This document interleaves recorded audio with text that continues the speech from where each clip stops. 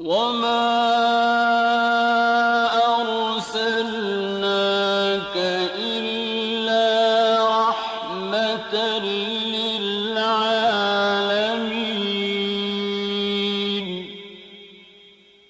نبی کریم صلی اللہ علیہ وسلم بنی نوع انسان کے لیے اللہ کے آخری نبی ہیں، اور آپ پر نازل ہونے والی کتاب قرآن مجید اللہ تعالیٰ کی آخری کتاب ہے۔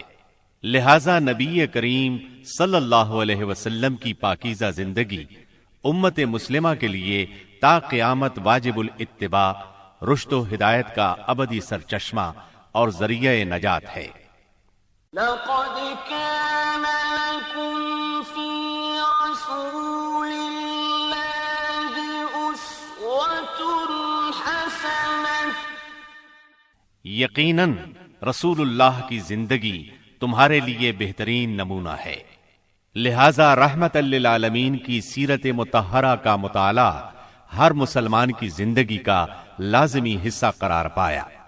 مسلمان مردوں، عورتوں اور بچوں کی اسی ضرورت کے پیش نظر دارالسلام اسٹوڈیو نے نبی رحمت صلی اللہ علیہ وسلم کی سیرت طیبہ پر سیٹ تیار کیا ہے، جس کی تیاری میں قرآن مجید، صحیح احادیث اور مستند سیرت کی کتابوں سے استفادہ کیا گیا ہے۔ اس سیٹ میں سیرت النبی صلی اللہ علیہ وسلم کو مفصل طور پر بیان کیا گیا ہے۔ نبی صلی اللہ علیہ وسلم کی زندگی کے تمام پہلو اور واقعات ترتیب وار انتہائی دلچسپ انداز، خوبصورت آواز اور آسان الفاظ میں بیان کیے گئے ہیں۔ لیجیے سماعت فرمائیے رحمت للعالمین۔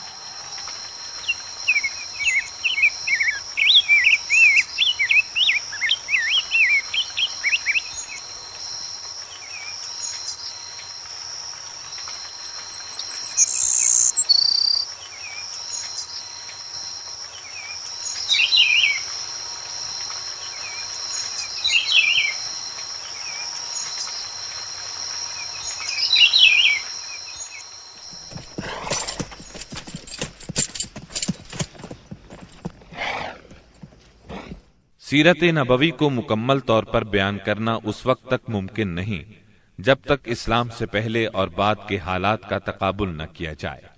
اس لیے ہم اصل مضمون سے پہلے اسلام سے پہلے عرب کی کیفیت بیان کریں گے، عرب اقوام اور ان کی معاشرت کا نقشہ کھینچیں گے، پھر وہ حالات بیان کریں گے جن میں رسول اللہ صلی اللہ علیہ وسلم کی بعثت ہوئی۔ لفظ عرب کے لغوی معنی صحرا اور بیاب و گیاہ زمین کے ہیں۔ عہد قدیم سے یہ لفظ جزیرہ نمائے عرب اور اس میں بسنے والی قوموں پر بولا گیا ہے۔ عرب کے مغرب میں بحر احمر اور جزیرہ نمائے سینا ہے۔ مشرق میں خلیج عرب اور جنوبی عراق کا ایک بڑا حصہ ہے۔ جنوب میں بحر عرب ہے جو در حقیقت بحر ہند کا پھیلاؤ ہے۔ شمال میں ملک شام اور کسی قدر شمالی عراق ہے۔ ان میں سے بعض سرحدوں کے بارے میں اختلاف بھی ہے۔ کل رقبے کا اندازہ 10 لاکھ سے 13 لاکھ مربع میل تک کیا گیا ہے۔ نسلی اعتبار سے مورخین نے عرب اقوام کی 3 قسمیں قرار دی ہیں۔ نمبر 1، عرب بائدہ، یعنی وہ قدیم عرب قبائل اور قومیں جو بالکل ناپید ہو گئیں اور ان کے متعلق ضروری معلومات بھی دستیاب نہیں، مثلا عاد، سمود، تسم، جدیس، عمالقہ وغیرہ۔ نمبر 2، عرب عاربہ، یعنی وہ عرب قبائل جو یعرب بن یشجب بن قحطان کی نسل سے ہیں، انہیں قحطانی عرب کہا جاتا ہے۔ نمبر 3، عرب مستعربہ، یعنی وہ قبائل جو سیدنا اسماعیل علیہ السلام کی نسل سے ہیں، انہیں عدنانی عرب کہا جاتا ہے۔ عرب عاربہ یعنی قحطانی عرب کا اصل گہوارہ ملک یمن تھا۔ یہیں ان کے خاندان اور قبیلے مختلف شاخوں میں پھوٹے، پھیلے اور بڑھے۔ ان میں سے 2 قبیلوں نے بہت شہرت حاصل کی، ایک ہمیر جس کی مشہور شاخیں زید الجمہور، قزاع اور سکاسک ہیں، دوسرا کہلان جس کی مشہور شاخیں ہمدان، انمار، مزہج، تے، کندہ، لخم، جزام، ازد، اوس، خزرج اور اولاد جفنا ہیں، جنہوں نے آگے چل کر ملک شام میں بادشاہت قائم کی اور آل غسان کے نام سے مشہور ہوئے۔ عرب مستعربہ کے جد اعلیٰ سیدنا ابراہیم علیہ السلام اصلاً عراق کے ایک شہر اور کے باشندے تھے۔ یہ شہر دریائے فرات کے مغربی ساحل پر کوفے کے قریب واقع تھا۔ اس کی کھدائی کے دوران میں جو کتبے برآمد ہوئے ان سے اس شہر کے متعلق بہت سی تفصیلات منظر عام پر آئی ہیں، اور سیدنا ابراہیم علیہ السلام کے خاندان کی بعض تفصیلات معلوم ہوئی ہیں۔ نیز ملک کے دینی اور اجتماعی حالات بھی سامنے آئے ہیں۔ سیدنا ابراہیم علیہ السلام یہاں سے ہجرت کر کے شہر حران تشریف لے گئے تھے، اور پھر وہاں سے فلسطین جا کر اس کو اپنی دعوتی سرگرمیوں کا مرکز بنا لیا، اور دعوت و تبلیغ کے لیے یہیں سے اندرون و بیرون ملک آتے جاتے رہتے تھے۔ ایک بار آپ مصر تشریف لے گئے۔ فرعون نے آپ کی بیوی سیدہ سارہ علیہ السلام کی کیفیت سنی تو بدنیت ہو گیا، انہیں بری نیت سے اپنے دربار میں بلایا، لیکن اللہ نے سیدہ سارہ کی دعا کے نتیجے میں غیبی طور پر فرعون کی ایسی گرفت کی کہ وہ ہاتھ پاؤں مارنے لگا۔ اس کی نیت بد اس کے منہ پر مار دی گئی، اور وہ اس حادثے کی نوعیت سے سمجھ گیا کہ سیدہ سارہ اللہ کی نہایت خاص اور مقرب بندی ہیں۔ وہ ان کے اس وصف سے اس قدر متاثر ہوا کہ اپنی بیٹی ہاجرہ کو ان کی خدمت میں دے دیا۔ پھر سیدہ سارہ نے سیدہ ہاجرہ کو ابراہیم علیہ السلام کی زوجیت میں دے دیا۔ ابراہیم علیہ السلام ان دونوں کو لے کر فلسطین واپس تشریف لائے۔ پھر اللہ نے سیدہ ہاجرہ کے بطن سے ابراہیم علیہ السلام کو ایک فرزند ارجمند اسماعیل علیہ السلام عطا فرمایا۔ سیدہ سارہ بے اولاد تھیں، اس لیے انہیں بہت غیرت آئی، اور انہوں نے سیدنا ابراہیم علیہ السلام کو مجبور کیا کہ سیدہ ہاجرہ کو ان کے نوزائیدہ بچے سمیت جلا وطن کر دیں۔ حالات نے ایسا رخ اختیار کیا کہ انہیں سیدہ سارہ کی بات ماننا پڑی، اور وہ سیدہ ہاجرہ اور اسماعیل علیہ السلام کو لے کر حجاز تشریف لے گئے۔ وہاں انہیں ایک بے آب و گیاہ وادی میں اتار دیا۔ اسی جگہ آج بیت اللہ ہے، اس وقت نہیں تھا، صرف ٹیلوں کی طرح ابھری ہوئی زمین تھی۔ سیلاب آتا تو دائیں بائیں سے کترا کر نکل جاتا تھا۔ وہیں مسجد حرام کے بالائی حصے میں زمزم کے پاس ایک بہت بڑا درخت تھا۔ آپ نے ان دونوں کو اسی درخت کے پاس چھوڑا تھا۔ اس وقت مکے میں پانی تھا نہ انسان، اس لیے سیدنا ابراہیم علیہ السلام نے ایک توشہ دان میں کھجوریں اور ایک مشکیزے میں پانی رکھ دیا۔ اس کے بعد فلسطین واپس چلے گئے۔ ادھر چند ہی دن میں کھجوریں اور پانی ختم ہو گیا۔ سخت مشکل پیش آئی، مگر اس مشکل وقت میں اللہ کے فضل سے زمزم کا چشمہ پھوٹ پڑا اور ان کے لیے خوراک کا سامان بن گیا۔ اسماعیل علیہ السلام جب جوان ہوئے تو جرہم قبیلے سے عربی سیکھ لی۔ یہ قبیلہ وہاں پانی دیکھ کر آباد ہو گیا تھا۔ اس قبیلے کے لوگ انہیں پسند کرنے لگے تو ان لوگوں نے اپنے خاندان کی ایک خاتون سے ان کی شادی کر دی۔ اسی دوران میں سیدہ ہاجرہ کا انتقال ہو گیا۔ ادھر سیدنا ابراہیم علیہ السلام کو خیال آیا کہ اپنا ترکہ دیکھنا چاہیے، چنانچہ وہ مکہ معظمہ تشریف لے گئے، لیکن سیدنا اسماعیل علیہ السلام سے ملاقات نہ ہوئی۔ بہو سے حالات دریافت کیے، اس نے تنگ دستی کی شکایت کی۔ آپ نے وصیت کی کہ اسماعیل آئیں تو کہنا اپنے دروازے کی چوکھٹ بدل دیں۔ سیدنا اسماعیل علیہ السلام اس وصیت کا مطلب سمجھ گئے۔ انہوں نے بیوی کو طلاق دے دی اور ایک دوسری عورت سے شادی کر لی جو جرہم کے سردار مزاز بن عمرو کی صاحبزادی تھیں۔ ان کی دوسری شادی کے بعد ایک بار پھر سیدنا ابراہیم علیہ السلام مکے تشریف لے گئے، مگر اس مرتبہ بھی سیدنا اسماعیل علیہ السلام سے ملاقات نہ ہو سکی۔ بہو سے حال پوچھا تو اس نے اللہ کی حمد و ثنا بیان کی۔ آپ نے وصیت کی کہ اسماعیل اپنے دروازے کی چوکھٹ برقرار رکھیں، اور فلسطین واپس ہو گئے۔ اللہ تعالی نے مزاز کی بیٹی سے اسماعیل علیہ السلام کو 12 بیٹے عطا فرمائے۔ ان 12 بیٹوں سے 12 قبیلے وجود میں آئے اور سب نے مکے ہی میں رہائش اختیار کی۔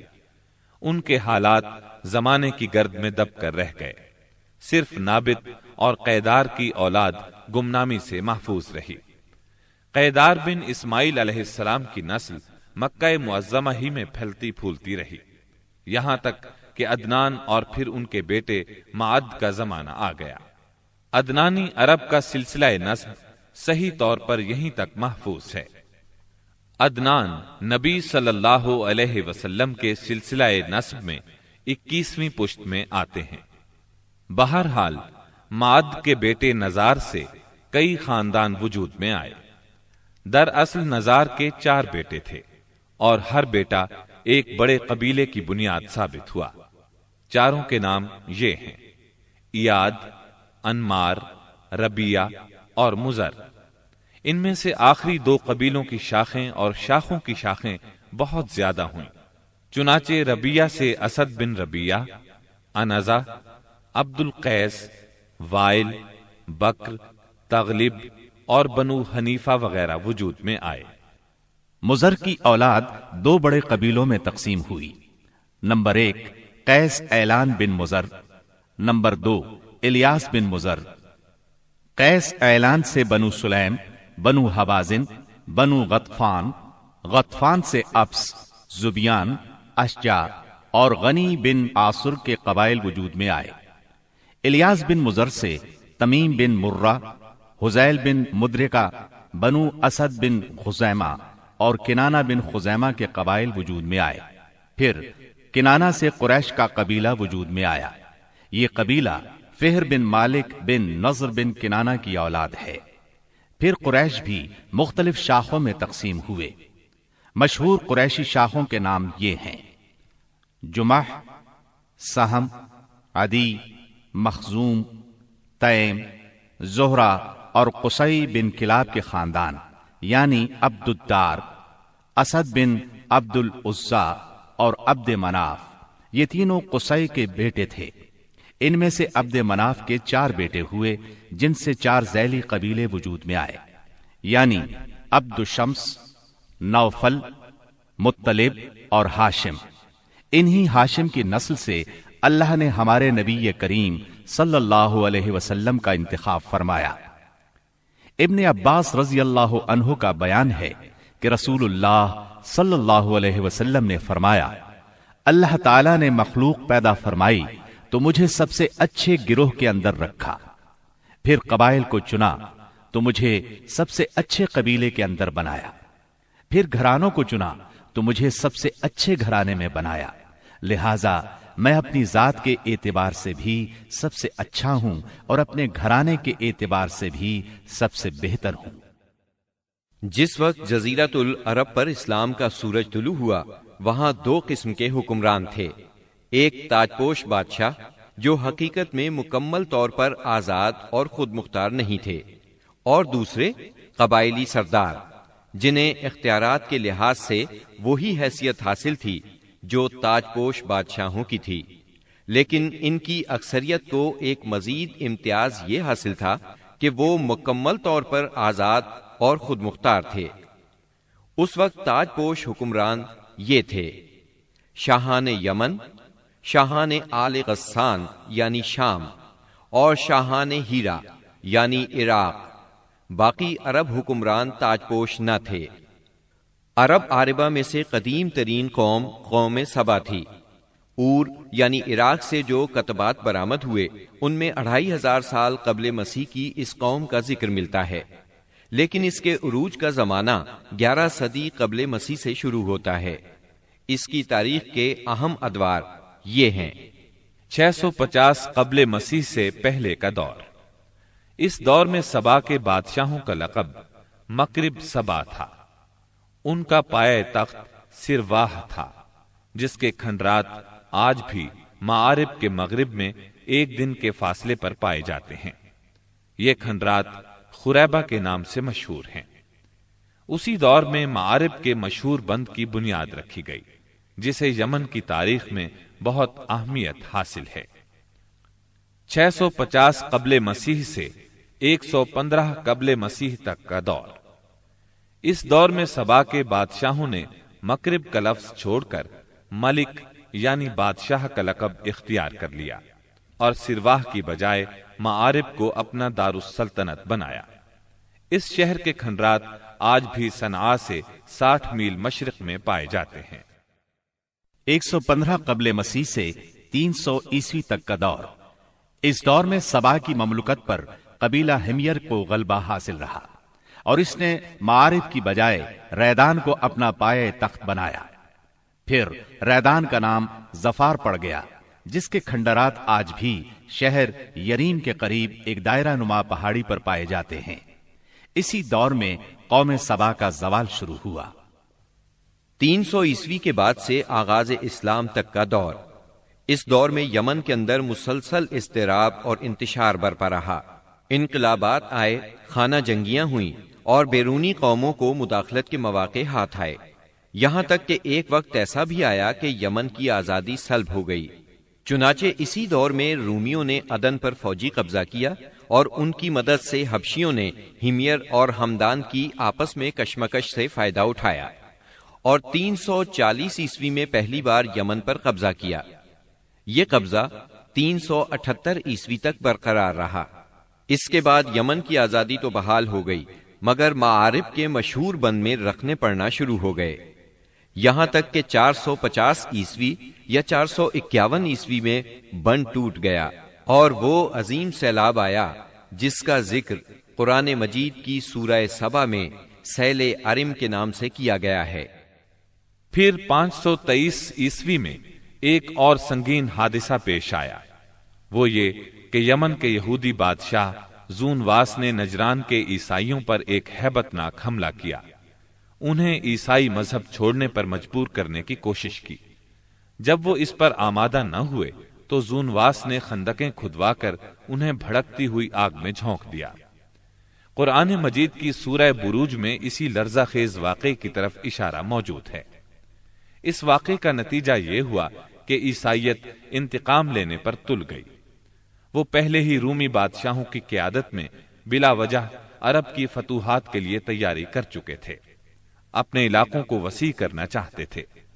انہوں نے حبشیوں کو یمن پر حملے کی ترغیب دی، انہیں باہری بیڑا مہیا کیا۔ حبشیوں نے رومیوں کی شہ پا کر 525 عیسوی میں اریات کی قیادت میں 70,000 فوج سے یمن پر دوبارہ قبضہ کر لیا۔ قبضے کے بعد اریات نے شاہ حبش کے گورنر کی حیثیت سے یمن پر حکمرانی کی، لیکن پھر اس کی فوج کے ایک ماتحت کمانڈر ابرہا نے اسے قتل کر کے خود اقتدار پر قبضہ جما لیا اور شاہ حبش کو بھی راضی کر لیا کہ وہ اس کے قبضے کو تسلیم کر لے۔ یہ وہی ابرہا ہے جس نے بعد میں خانہ کعبہ کو ڈھانے کی کوشش کی اور ایک لشکر جرار کے علاوہ چند ہاتھیوں کو بھی فوج کشی کے لیے ساتھ لایا، جس کی وجہ سے یہ لشکر اصحاب الفیل کے نام سے مشہور ہوا۔ عراق اور اس کے نواحی علاقوں پر سائرس اعظم کے زمانے ہی سے اہل فارس کی حکمرانی چلی آ رہی تھی۔ اسے کوروش کبیر، خورس یا سائرس ذوالقرنین بھی کہا جاتا ہے۔ اس کا زمانہ 557 تا 529 قبل مسیح ہے۔ اس کے مقابلے میں کسی کو آنے کی جرت نہیں تھی، یہاں تک کہ 326 قبل مسیح میں سکندر مقدونی نے دارا اول کو شکست دے کر فارسیوں کی طاقت توڑ دی، جس کے نتیجے میں ان کا ملک ٹکڑے ٹکڑے ہو گیا اور طوائف الملوکی شروع ہو گئی۔ یہ انتشار 230 عیسوی تک جاری رہا۔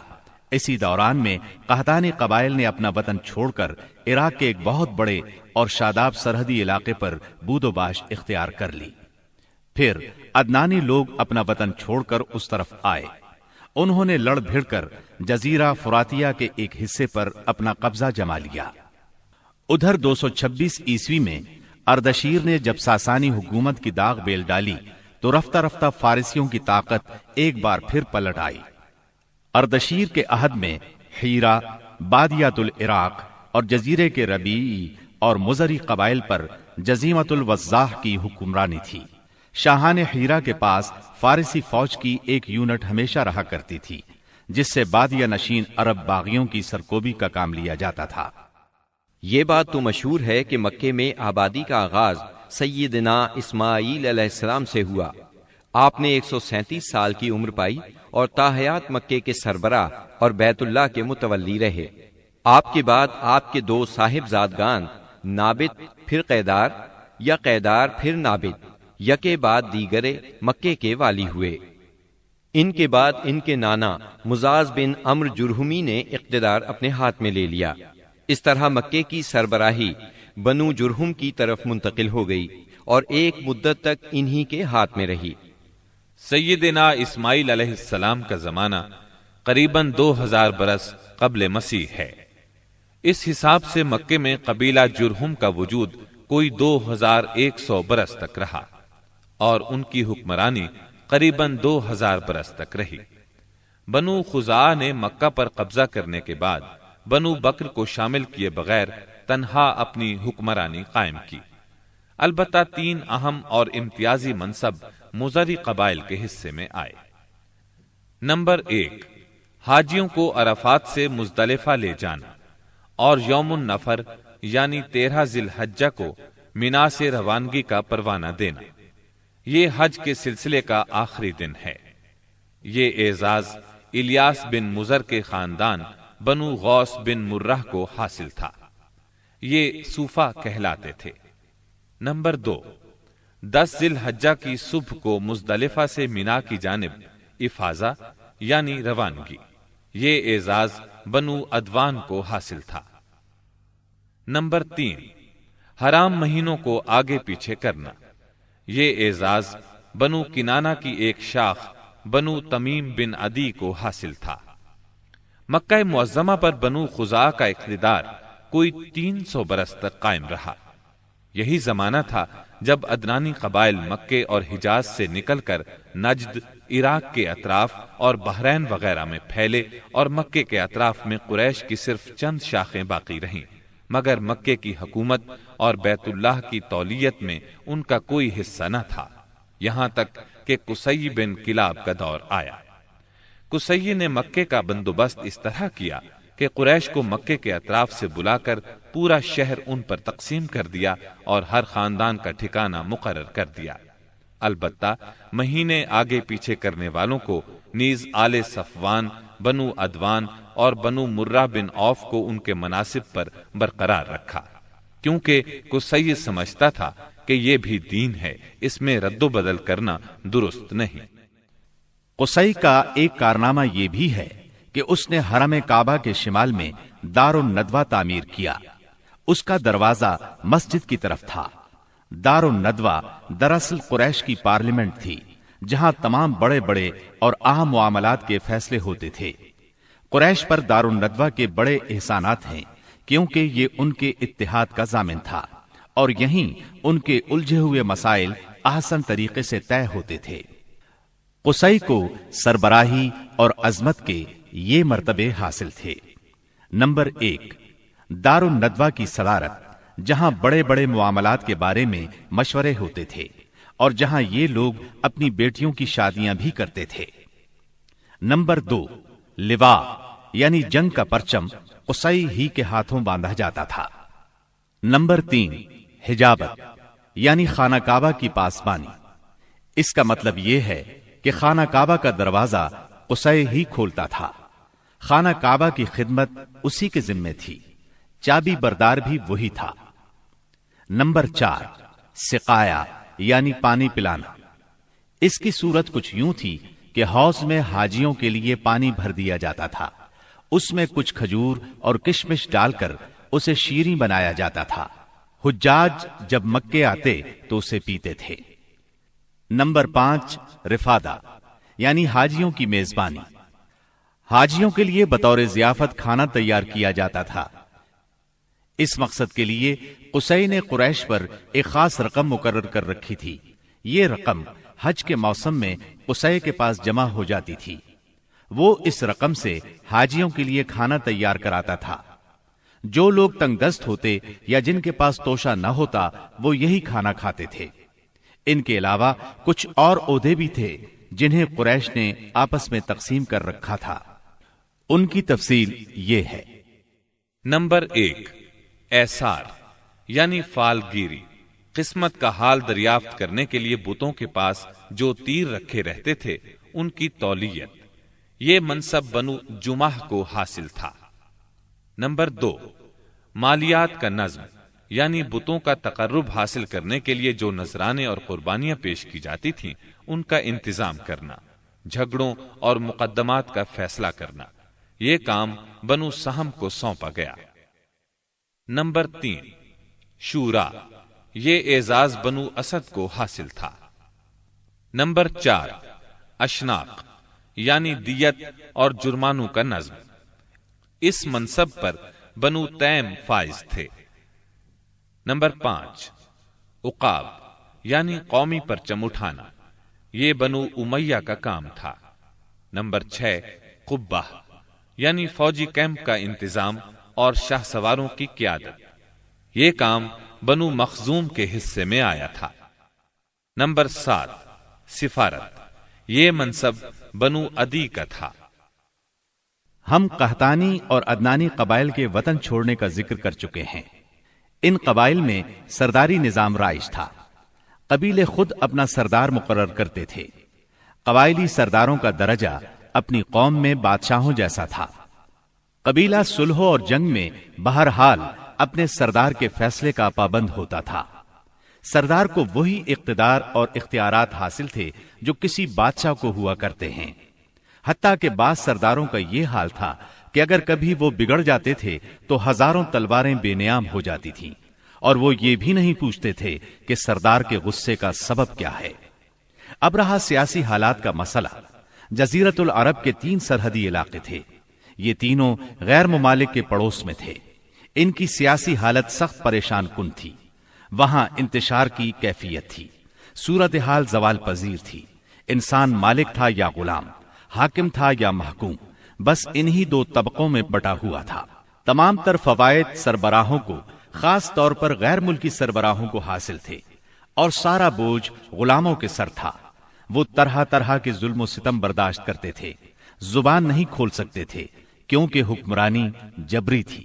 انسانی حقوق نام کی کسی چیز کا دور دور تک وجود نہیں تھا۔ عرب کے عام باشندے اسماعیل علیہ السلام کی دعوت و تبلیغ کے نتیجے میں دین ابراہیم کے پیروکار تھے، اس لیے صرف اللہ کی عبادت کرتے تھے اور توحید پر کاربند تھے۔ لیکن وقت گزرنے کے ساتھ ساتھ انہوں نے اللہ کے احکامات کو بھلا دیا، پھر بھی ان کے اندر توحید اور دین ابراہیمی کے کچھ آثار باقی رہے، کچھ شعائر پر وہ عمل پیرا رہے، یہاں تک کہ بنو خزاعہ کا سردار عمرو بن لوہی منظر عام پر آیا۔ اس کی نشو و نما نیکی، صدقہ و خیرات اور دینی باتوں سے گہری دلچسپی پر ہوئی تھی، اس لیے لوگوں نے اسے محبت کی نظر سے دیکھا، اسے بڑا عالم اور اللہ کا ولی سمجھ کر اس کی پیروی کی۔ پھر اس شخص نے ملک شام کا سفر کیا۔ اس نے دیکھا وہاں بتوں کی پوجا ہو رہی تھی۔ اس نے سمجھا یہ طریقہ بھی اچھا ہے اور برحق ہے، کیونکہ ملک شام پیغمبروں کی سرزمین تھی، آسمانی کتابیں وہاں نازل ہوئی تھیں۔ چنانچہ واپسی پر وہ وہاں سے اپنے ساتھ حبل بت بھی لے آیا اور اسے خانہ کعبہ کے اندر نصب کر دیا، اور اہل مکہ کو اللہ کے ساتھ شرک کی دعوت دی۔ اہل مکہ نے اس پر لبیک کہا۔ اس کے بعد بہت جلد حجاز کے باشندے بھی شامل ہو گئے، وہ بھی ان کے نقش قدم پر چل پڑے۔ اس طرح عرب میں بت پرستی کا آغاز ہوا۔ حبل کے علاوہ عرب کے قدیم ترین بتوں میں سے ایک منات تھا۔ یہ بحر احمر کے ساحل پر قدید کے قریب مشلل میں نصب تھا۔ اس کے بعد طائف میں لات نامی بت وجود میں آیا، پھر وادی نخلا میں عزا کا بت نصب کیا گیا۔ یہ تینوں عرب کے سب سے بڑے بت تھے۔ اس کے بعد حجاز کے ہر خطے میں شرک کی کثرت اور بتوں کی بھرمار ہو گئی۔ کہا جاتا ہے کہ ایک جن عمرو بن لحی کے تابع تھا، اس نے بتایا کہ قوم نوح کے بت یعنی ود، سوا، یغوث، یعوق اور نصر جدہ میں دفن ہیں۔ اس اطلاع پر عمرو بن لحی جدہ گیا اور ان بتوں کو کھود نکالا، پھر ان کو تہامہ لایا، اور جب حج کا زمانہ آیا تو انہیں مختلف قبائل کے حوالے کیا۔ یہ قبائل ان بتوں کو اپنے اپنے علاقوں میں لے گئے۔ اس طرح ہر قبیلے میں پھر ہر گھر میں ایک ایک بت ہو گیا۔ اسی پر بس نہیں کی گئی، اس کے بعد مشرکین نے مسجد حرام کو بھی بتوں سے بھر دیا۔ چنانچہ جب مکہ فتح ہوا تو بیت اللہ اور اس کے گردا گرد 360 بت تھے، جن کو خود رسول اللہ صلی اللہ علیہ وسلم نے اپنے دست مبارک سے توڑا۔ آپ ہر ایک بت کو چھڑی سے ٹھوکر مارتے اور وہ گر جاتا۔ پھر آپ نے حکم دیا، ان تمام بتوں کو مسجد حرام سے باہر نکال دو۔ چنانچہ ان سارے بتوں کو مسجد حرام سے باہر نکال کر جلا دیا گیا۔ غرض شرک اور بت پرستی اہل جاہلیت کے دین کا سب سے بڑا مظہر بن چکی تھی، اور ان لوگوں کو یہ گھمنڈ بھی تھا کہ وہ سیدنا ابراہیم علیہ السلام کے دین پر ہیں۔ پھر اہل جاہلیت کے یہاں بت پرستی کے کچھ خاص طریقے بھی رائج تھے، جو زیادہ تر عمرو بن لحی کے گھڑے ہوئے تھے۔ یہ جاہل لوگ سمجھتے تھے کہ عمرو بن لحی کے طریقے دین ابراہیمی میں تبدیلی نہیں بلکہ بدعت حسنہ ہیں۔ ان میں بت پرستی کی کیا کیا رسمیں رائج تھیں، اس کی تفصیل بھی سن لیں۔ نمبر 1، اس دور کے جاہل مشرک بتوں کے پاس مجاور بن کر بیٹھتے تھے، ان کی پناہ ڈھونڈتے تھے، انہیں زور زور سے پکارتے تھے، حاجت روائی اور مشکل کشائی کے لیے ان کو پکارتے تھے اور سمجھتے تھے کہ وہ اللہ سے سفارش کر کے ہماری مراد پوری کرا دیں گے۔ نمبر 2، وہ بتوں کا حج اور طواف کرتے تھے، ان کے سامنے عجز و نیاز سے پیش آتے تھے اور انہیں سجدہ کرتے تھے۔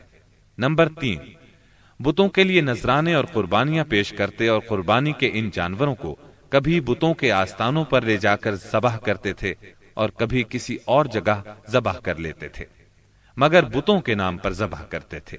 ذبح کی ان دونوں صورتوں کا ذکر اللہ تعالیٰ نے سورۃ المائدہ کی آیت نمبر 3 میں کیا ہے۔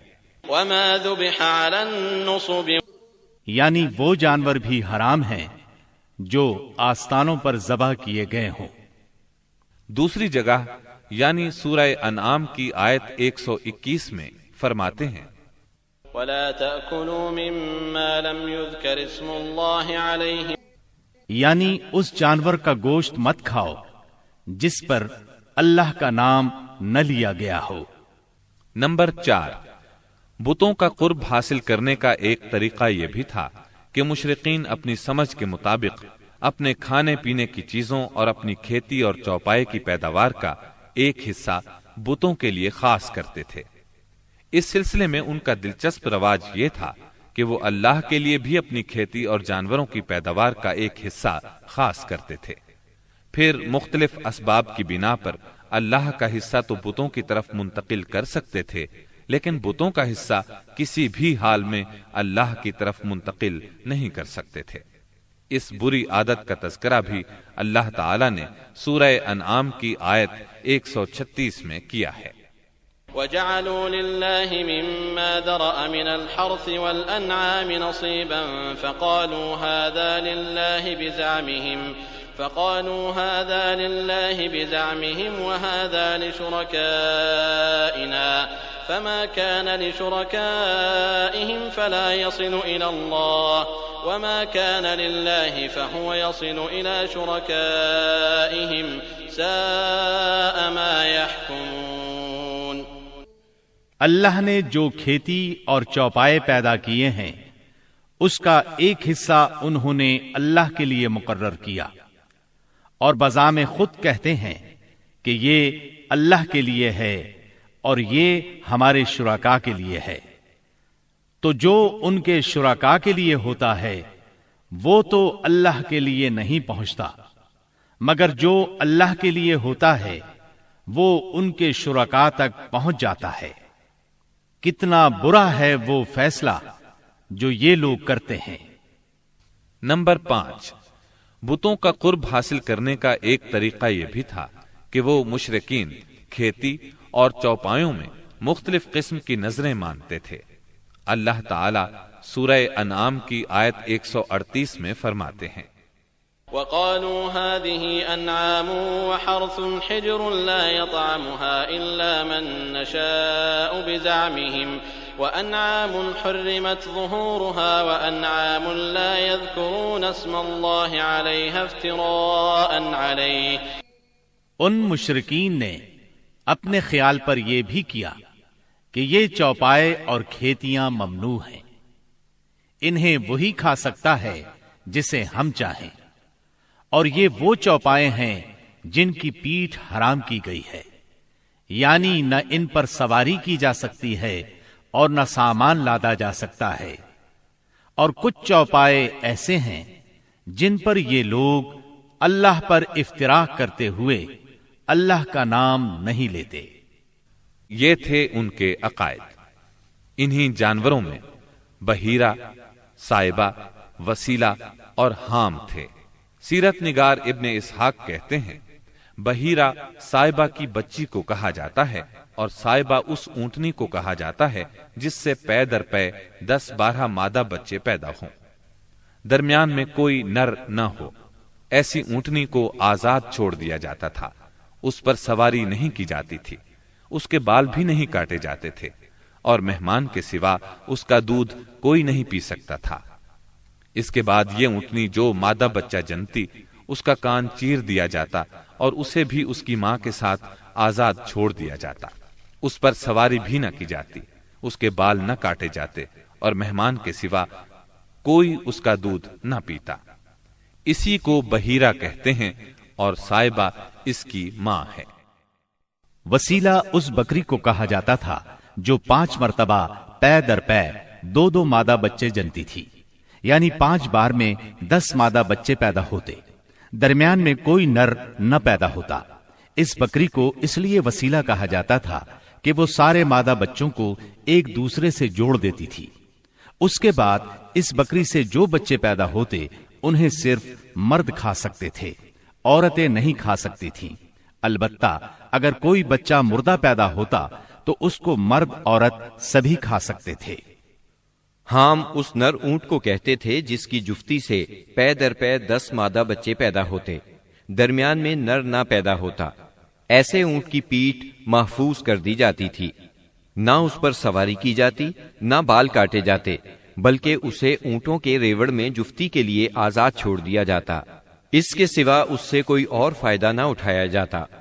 عرب اپنے بتوں کے ساتھ یہ سب کچھ اس عقیدے سے کرتے تھے کہ یہ بت انہیں اللہ کے قریب کر دیں گے اور اللہ کے حضور ان کی سفارش کر دیں گے۔ چنانچہ مشرکین جو کہتے تھے، قرآن کریم میں اللہ تعالیٰ نے سورہ زمر کی آیت نمبر 3 میں اس طرح تذکرہ کیا ہے، لا نعبدهم إلا ليقربونا إلى الله زلفى۔ ہم ان کی عبادت صرف اس لیے کر رہے ہیں کہ وہ ہمیں اللہ کے قریب کر دیں۔ اسی طرح قرآن کریم کی سورہ یونس آیت 18 میں یہ الفاظ آئے ہیں، وَيَعْبُدُونَ مِن دُونِ اللَّهِ مَا لَا يَضُرُّهُمْ وَلَا يَنفَعُهُمْ وَيَقُولُونَ هَٰؤُلَاءِ شُفَعَاؤُنَا عِندَ اللَّهِ۔ یہ مشرکین اللہ کے سوا ان کی عبادت کرتے ہیں جو انہیں نہ نفع پہنچا سکیں نہ نقصان، اور کہتے ہیں کہ یہ اللہ کے پاس ہمارے سفارشی ہیں۔ مشرکین عرب کاہنوں، عرافوں اور نجومیوں کی خبروں پر بھی ایمان رکھتے تھے۔ کاہن اسے کہتے ہیں جو آنے والے واقعات کی پیش گوئی کرے اور جو چھپے ہوئے رازوں کے جاننے کا دعویٰ کرے۔ نجومی اسے کہتے ہیں جو ستاروں پر غور کر کے ان کی رفتار اور اوقات کا حساب لگا کر پتہ لگاتا ہے کہ دنیا میں آئندہ کیا حالات و واقعات پیش آئیں گے۔ ان نجومیوں کی خبروں کو ماننا دراصل ستاروں پر ایمان لانا ہے۔ مشرکین میں بدشگونی کا بھی رواج تھا، اسے عربی میں طیارہ کہتے ہیں۔ اس کی صورت یہ تھی کہ مشرکین کسی چڑیا یا ہرن کے پاس جا کر اسے بھگاتے تھے۔ اگر وہ دائیں طرف بھاگتا تو اسے اچھا شگون خیال کرتے، کامیابی کی علامت خیال کرتے اور اپنا کام کر گزرتے۔ اگر وہ بائیں طرف بھاگتا تو اسے نحوست کی علامت سمجھ کر اپنے کام سے باز رہتے۔ اسی طرح اگر کوئی چڑیا یا جانور راستہ کاٹ دیتا تو اس کو منحوس خیال کرتے۔ اسی سے ملتی جلتی ایک حرکت یہ تھی کہ مشرکین خرگوش کے ٹخنے کی ہڈی لٹکاتے تھے اور بعض دنوں، بعض مہینوں، جانوروں، گھروں اور عورتوں کو منحوس سمجھتے تھے۔ آج کے دور میں بھی ایسی باتیں سننے میں آتی ہیں، کالی بلی راستہ کاٹ گئی، اللہ خیر کرے وغیرہ۔ قریش کی ایک بدعت یہ تھی کہ وہ کہتے تھے ہم سیدنا ابراہیم علیہ السلام کی اولاد ہیں، حرم کے پاسبان، بیت اللہ کے والی اور مکے کے باشندے ہیں، کوئی شخص ہمارا ہم مرتبہ نہیں اور نہ کسی کے حقوق ہمارے حقوق کے مساوی ہیں۔ اسی لیے یہ لوگ اپنا نام ہمس یعنی بہادر رکھتے تھے، لہذا ہمارے شایان شان نہیں کہ ہم حدود حرم سے باہر جائیں۔ چنانچہ حج کے دوران میں یہ لوگ عرفات نہیں جاتے تھے اور نہ وہاں سے افاضہ کرتے تھے، بلکہ مزدلفہ ہی میں ٹھہر کر وہیں سے افاضہ کر لیتے تھے۔ اللہ تعالی نے اس بدعت کی اصلاح کرتے ہوئے سورہ بقرہ کی آیت 199 میں فرمایا، ثم افیضوا من حیث افاض الناس، یعنی تم لوگ بھی وہیں سے افاضہ کرو جہاں سے سارے لوگ افاضہ کرتے ہیں۔ ان کی ایک بدعت یہ بھی تھی کہ انہوں نے بیرون حرم کے باشندوں کو حکم دے رکھا تھا کہ وہ حرم میں آنے کے بعد پہلا طواف ہمس سے حاصل کیے ہوئے کپڑوں ہی میں کریں۔ چنانچہ ان کا کپڑا اگر دستیاب نہ ہوتا تو مرد ننگے طواف کرتے اور عورتیں اپنے سارے کپڑے اتار کر صرف ایک چھوٹا سا کھلا کرتا پہن لیتیں اور اسی میں طواف کرتیں اور دوران طواف یہ شعر پڑھتیں، اليوم يبدو بعضه أو كله وما بدأ منه فلا أحله، آج کچھ یا ساری شرمگاہ کھل جائے گی، لیکن جو کھل جائے میں اسے دیکھنا حلال قرار نہیں دیتی۔ اللہ تعالی نے ان خرافات کے خاتمے کے لیے سورہ آراف کی آیت نمبر 31 میں فرمایا، یا بنی آدم خذوا زینتکم عند کل مسجد، یعنی اے آدم کے بیٹو، ہر مسجد کے پاس اپنی زینت اختیار کرو۔ یہی دین یعنی شرک و بت پرستی اور توہمات و خرافات پر مبنی عقیدے والا دین عام اہل عرب کا دین تھا۔ اس کے علاوہ جزیرۃ العرب کے مختلف اطراف میں یہودیت، مسیحیت، مجوسیت اور سابعیت نے بھی قدم جما لیے تھے۔ جزیرۃ العرب میں یہود کا دور اس وقت سے شروع ہوتا ہے جب فلسطین میں بابل اور آشور کی حکومت کی فتوحات کی وجہ سے یہودیوں کو اپنا وطن چھوڑنا پڑا۔ اس حکومت کی سخت گیری اور بخت نصر کے ہاتھوں یہودی بستیوں کی تباہی اور ویرانی، ان کے ہیکل کی بربادی اور ان کی اکثریت کی ملک بابل سے جلا وطنی کا نتیجہ یہ ہوا کہ یہود کی ایک جماعت فلسطین چھوڑ کر حجاز کے شمالی اطراف میں آ بسی اور یثرب، خیبر اور تیماء میں آباد ہو کر یہاں اپنی باقاعدہ بستیاں بسا لی، قلعے تعمیر کر لیے اور گڑھیاں بنا لی۔ وطن چھوڑ کر آنے والے ان یہود کے ذریعے عرب باشندوں میں کسی قدر یہودی مذہب کا بھی رواج ہوا اور اسلام کے ظہور سے پہلے اس کو بھی ایک اچھی بھلی حیثیت حاصل ہو گئی۔ اسلام کے ظہور کے وقت مشہور یہودی قبائل یہ تھے: خیبر، نذیر، مستلق، قریظہ اور قینقاع۔ جہاں تک عیسائی مذہب کا تعلق ہے، بلاد عرب میں اس کی آمد حبشی اور رومی قبضہ گیروں اور فاتحین کے ذریعے ہوئی۔ یمن پر حبشیوں کا قبضہ پہلی بار 340 عیسوی میں ہوا اور 378 عیسوی تک برقرار رہا۔ اس دوران یمن میں مسیحی مشن کام کرتا رہا۔ قریباً اسی زمانے میں ایک متقی اور پرہیزگار شخص فیمیون نجران پہنچا اور وہاں کے باشندوں میں عیسائی مذہب کی تبلیغ کی۔ نجران کے لوگوں کو اس کے دین میں کچھ ایسی سچی علامات نظر آئیں کہ وہ عیسائی ہو گئے۔ جہاں تک مجوسی مذہب کا تعلق ہے تو اسے زیادہ تر اہل فارس کے ہمسایہ عربوں میں فروغ حاصل ہوا، مثلاً عراق، عرب، بحرین، ہجر اور خلیج عربی کے ساحلی علاقے۔ ان کے علاوہ یمن پر فارسی قبضے کے دوران میں وہاں بھی اکا دکا افراد نے مجوسیت قبول کی۔ باقی رہا صابی مذہب، تو عراق کے آثار قدیمہ کی کھدائی کے دوران جو کتبات برآمد ہوئے ان سے پتہ چلتا ہے کہ یہ ابراہیم علیہ السلام کی کلدانی قوم کا مذہب تھا۔ دور قدیم میں شام و یمن کے بہت سے باشندے بھی اسی مذہب کے پیروکار تھے۔ عرب کے باقی دینوں کے ماننے والوں کا حال مشرکین ہی جیسا تھا، کیونکہ ان کے دل یکساں تھے، عقائد ایک سے تھے اور رسم و رواج میں ہم آہنگی تھی۔ جزیرۃ العرب کے سیاسی اور مذہبی حالات بیان کرنے کے بعد اب وہاں کے اجتماعی، اقتصادی اور اخلاقی حالات کا خاکہ مختصراً پیش کرتے ہیں۔ عرب آبادی مختلف طبقات میں بٹی ہوئی تھی۔ ہر طبقے کے حالات ایک دوسرے سے بہت زیادہ مختلف تھے۔ چنانچہ معزز طبقے میں مرد اور عورت کا تعلق خاصا ترقی یافتہ تھا۔ عورت کو بہت کچھ خود مختاری حاصل تھی، اس کی بات مانی جاتی تھی، اس کا اس قدر احترام اور حفاظت کی جاتی کہ اس کی خاطر تلواریں سونت لی جاتی تھی، خون ریزی ہو جاتی تھی۔ آدمی جب اپنی شجاعت اور بہادری پر بات کرنا چاہتا، اپنی تعریف کرنا چاہتا تو عموماً عورت ہی کو مخاطب کرتا۔ شجاعت اور سخاوت کی صفات کو ان کے درمیان بہت بڑا مقام حاصل تھا۔ اکثر اوقات ان میں صلح کے لیے عورت ہی بڑا کردار ادا کرتی تھی۔ وہ چاہتی تو قبائل کو صلح کے لیے جمع کر لیتی تھی اور چاہتی تو ان کے درمیان جنگ کی آگ بھڑکا دیتی۔ لیکن ان تمام باتوں کے باوجود خاندان کا سربراہ مرد ہی کو مانا جاتا تھا اور اس کی بات فیصلہ کن ہوتی تھی۔ اس طبقے میں مرد اور عورت کا تعلق عقد نکاح کے ذریعے ہوتا تھا۔ یہ نکاح عورت کے ولیوں کی نگرانی میں انجام پاتا تھا۔ عورت کو ان کی ولایت کے بغیر نکاح کا حق نہیں تھا۔ ایک طرف طبقہ اشراف یعنی معزز لوگوں کا یہ حال تھا، تو دوسری طرف دوسرے طبقات میں مرد عورت کے اختلاط کی اور بھی کئی صورتیں تھیں، جنہیں بدکاری، بے حیائی، فحاشی اور زناکاری کے سوا کوئی اور نام نہیں دیا جا سکتا۔ زمانہ جاہلیت میں کسی حد کے بغیر متعدد بیویاں رکھنا ایک عام بات تھی۔ لوگ دو سگی بہنوں کو بھی بیک وقت اپنے نکاح میں رکھ لیتے تھے۔ باپ کے بیوی کو طلاق دینے کے بعد یا اس کے فوت ہونے پر بیٹا اپنی سوتیلی ماں سے بھی نکاح کر لیتا تھا۔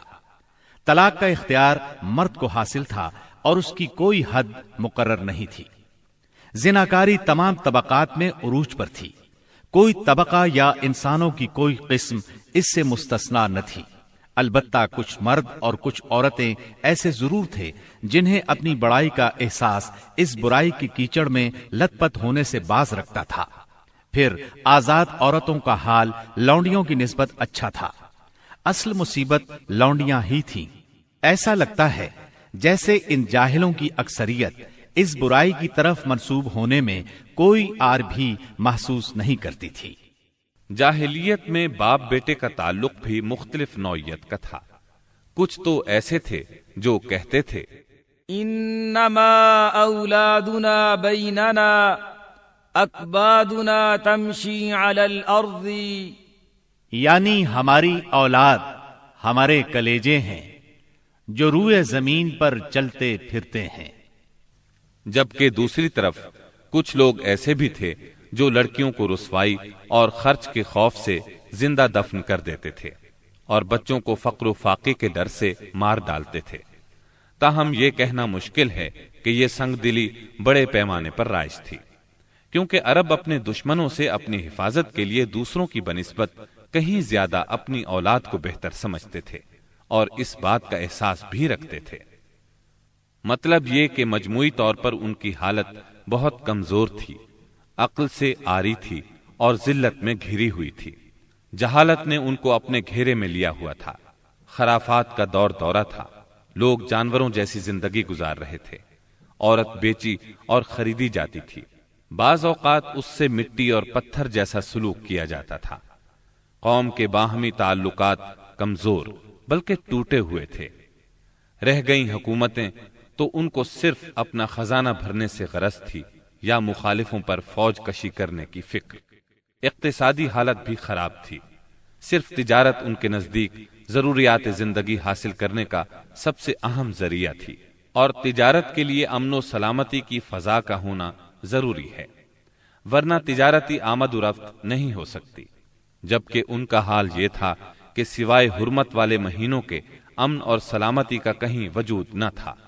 یہی وجہ ہے کہ صرف حرمت والے مہینوں میں عرب کے مشہور بازار اکاز، ذی المجاز اور مجنہ لگتے تھے۔ جہاں تک صنعتوں کا معاملہ ہے تو عرب اس میدان میں ساری دنیا سے پیچھے تھے۔ کپڑے کی بنائی اور چمڑے کی دباغت وغیرہ کی شکل میں جو چند صنعتیں پائی بھی جاتی تھیں وہ زیادہ تر یمن، ہیرا اور شام سے ملے ہوئے علاقوں میں تھی۔ البتہ اندرون عرب گلہ بانی اور کھیتی باڑی کا کسی قدر رواج تھا۔ ساری عرب عورتیں سوت کاٹتی تھیں، لیکن مشکل یہ تھی کہ سارا مال و متاع ہمیشہ لڑائیوں کی زد میں رہتا تھا۔ غربت عام تھی، لوگ ضروری لباس تک سے محروم تھے۔ یہ بات تو مشہور ہے کہ اہل جاہلیت میں کمینی اور رذیل عادات پائی جاتی تھیں، عقل کے خلاف باتوں کی بھرمار تھی، تاہم ان میں کچھ پسندیدہ اخلاق بھی تھے۔ ان اخلاق کو دیکھ کر انسان دنگ رہ جاتا تھا۔ نمبر 1، کرم و سخاوت۔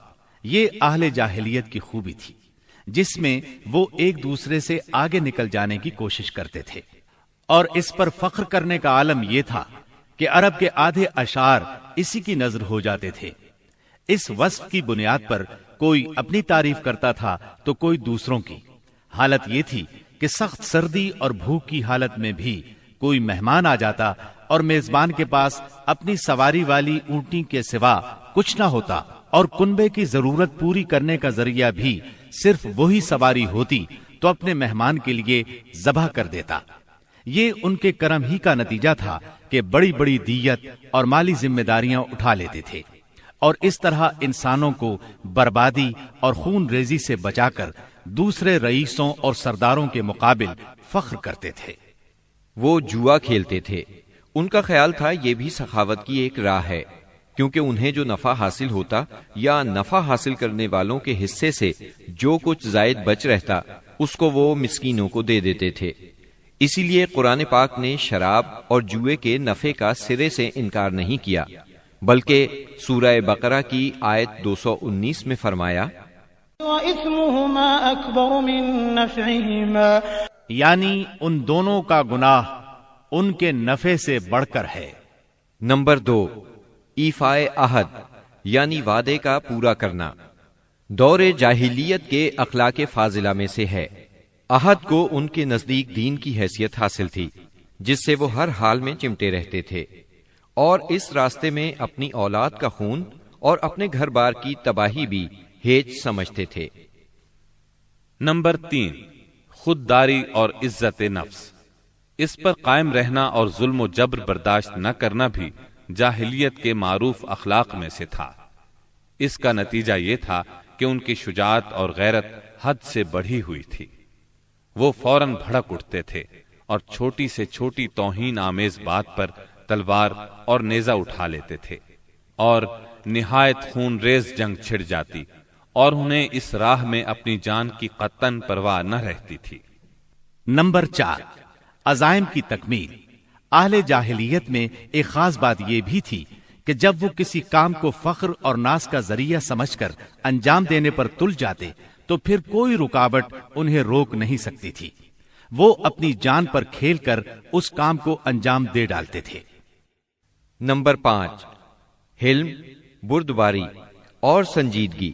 یہ خوبی بھی ان کے نزدیک قابل تعریف تھی، لیکن چونکہ ان میں شجاعت حد سے بڑھ کر تھی، ہر وقت جنگ و جدل پر آمادہ رہتے تھے، اس لیے یہ عادت بہت کم پائی جاتی تھی۔ نمبر 6، بدوی سادگی، یعنی رہن سہن کی الجھنوں اور داؤ پیچ سے ناواقف تھے۔ اس کا نتیجہ یہ تھا کہ ان میں سچائی اور امانت پائی جاتی تھی۔ دھوکہ دہی، بد عہدی سے دور تھے اور نفرت کرتے تھے۔ ہم سمجھتے ہیں کہ جزیرت العرب کو ساری دنیا سے جو جغرافیائی نسبت حاصل تھی، اس کے علاوہ یہی وہ قیمتی اخلاق تھے جن کی وجہ سے اہل عرب کو بنی نوع انسان کی قیادت اور رسالت عامہ کا بوجھ اٹھانے کے لیے منتخب کیا گیا تھا، کیونکہ یہ اخلاق اگرچہ بعض اوقات شر اور فساد کا سبب بن جاتے تھے اور ان کی وجہ سے المناک حادثات بھی پیش آ جاتے تھے، لیکن اپنی نوعیت کے بڑے قیمتی اخلاق تھے۔ یہ تھوڑی سی اصلاح کے بعد انسانی معاشرے کے لیے نہایت مفید بن سکتے تھے، اور یہی کام اسلام نے انجام دیا۔ غالباً ان کے اخلاق میں بھی ایفائے عہد کے بعد عزت نفس اور عزم کی پختگی سب سے زیادہ قیمتی اور نفع بخش جوہر تھا، کیونکہ اس زبردست قوت اور پختہ ارادے کے بغیر شر و فساد کا خاتمہ اور نظام عدل کا قیام ممکن نہیں۔ اہل جاہلیت کے کچھ اور بھی اچھے اخلاق تھے، لیکن ان سب کو بیان کیا جائے تو بات بہت طویل ہو جائے گی، لہذا انہی پر اکتفا کرتے ہوئے ہم آگے چلتے ہیں۔ ہمارے رسول مقبول محمد صلی اللہ علیہ وسلم کی ولادت باسعادت موسم بہار میں پیر کے دن صبح صادق کے بعد اور طلوع آفتاب سے پہلے 9 ربیع الاول سن عام الفیل 20 یا 22 اپریل 571 عیسوی کو مکہ مکرمہ میں ہوئی۔ پیر کا دن آپ کی مبارک زندگی میں بڑی اہمیت کا حامل ہے۔ سیدنا ابن عباس رضی اللہ عنہ فرماتے ہیں کہ آپ پیر کو پیدا ہوئے، پیر کے دن آپ کو نبوت سے سرفراز فرمایا گیا، سوموار ہی کو مکے سے مدینے کی طرف ہجرت کے لیے نکلے، سوموار ہی کو آپ مدینہ منورہ تشریف لائے، اور آپ نے پیر ہی کے دن اس دار فانی کو خیر باد کہا۔ آپ کے پیدا ہوتے ہی آپ کے دادا عبد المطلب آپ کو گود میں اٹھا کر خانہ کعبہ میں لے گئے، آپ کے لیے دعا کی اور محمد نام رکھا۔ پوتے کی پیدائش کی خوشی میں 7ویں دن اپنے قبیلے کی دعوت کی۔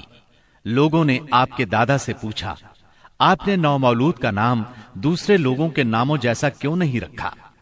انہوں نے جواب دیا، میں چاہتا ہوں میرے پوتے پر اس نام کا اثر پڑے اور میرا پوتا تعریف و توصیف حاصل کرے۔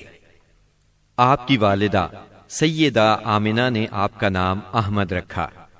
انجیل میں بطور پیشگوئی آپ کے 2 نام آئے ہیں، فارقلید اور منہمنا۔ قرآن مجید کی سورہ انبیاء آیت 107 میں اللہ تعالیٰ نے آپ کو رحمت للعالمین کہا ہے۔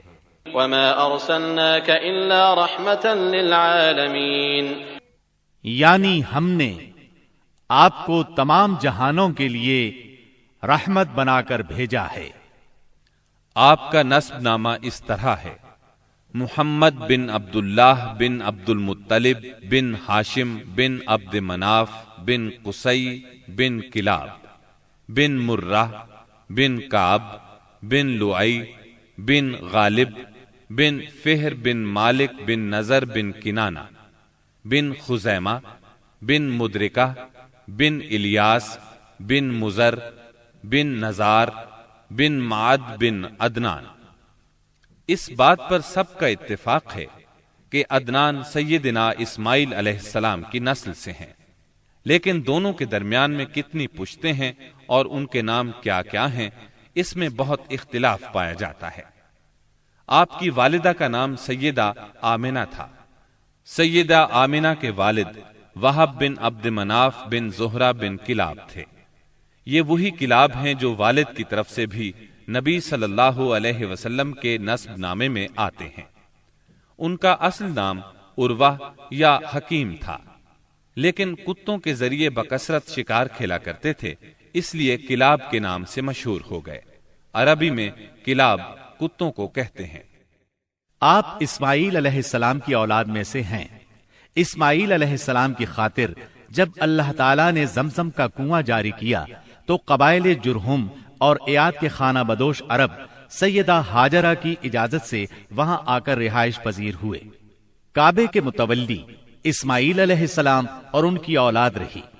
ایک عرصے کے بعد بنو جرہم اور سیدنا اسماعیل کی اولاد میں کعبے کی تولیت کے سلسلے میں جھگڑا ہوا تو کعبے کی خدمت اور تولیت اولاد اسماعیل اور بنو جرہم میں تقسیم ہو گئی، اور جب بنو خزاعہ نے لڑ کر مکے پر قبضہ کیا تو ایک مدت تک کعبے کی تولیت بھی ان کے پاس رہی، لیکن بنو اسماعیل بہرحال مکے ہی میں رہے۔